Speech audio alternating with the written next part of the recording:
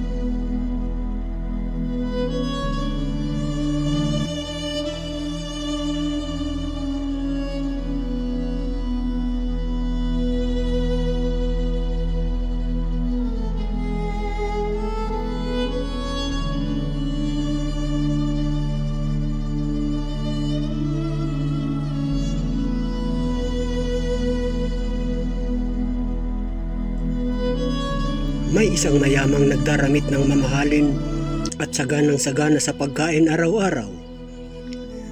At may isa namang pulubing nagngangalang Lazaro, tadtad ng sugat na nakalupasay sa may pintuan ng mayaman upang mamulot kahit ng mumong nahuhulog mula sa hapag ng mayaman. At doon nilalapitan siya ng aso at dinidilaan ng kanyang mga sugat. Namatay ang pulubi at dinala ng mga anghel sa piling ni Abraham. Namatay rin ang mayaman at inilibing. Sa gitna ng kanyang pagdurusa sa Hades, tumingala ang mayaman at kanyang natanaw sa malayo si Abraham, kapiling si Lazaro, at sumigaw siya, "Amang Abraham, mahabag po kayo sa akin. Utusan ninyo si Lazaro na isawsaw sa tubig ang dulo ng kanyang daliri at palamigin ang aking dila sapagkat naghihirap ako sa apoy na ito." Ngunit sinabi sa kanya ni Abraham,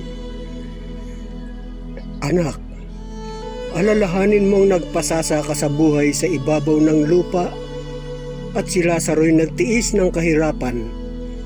Ngunit ngayon inaaliw siya rito. Samantalang ikaw na may nagdurusa.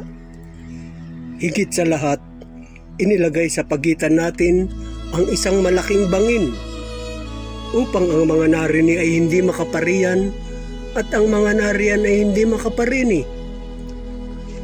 At sinabi ng mayaman, "Kung gayon po, Amang Abraham, ipinamamanik ko sa inyong papuntahin si Lazaro sa bahay ng aking ama, sapagkat ako'y may 5 kapatid na lalaki. Paparoonin nga ninyo siya upang babalaan sila at nang hindi sila humantong sa dakong ito ng pagdurusa." Ngunit sinabi sa kanya ni Abraham, "Nasa kanila ang mga sinulat ni Moises at ng mga propeta. Pakinggan nila ang mga iyon." "Hindi po sapat ang mga iyon.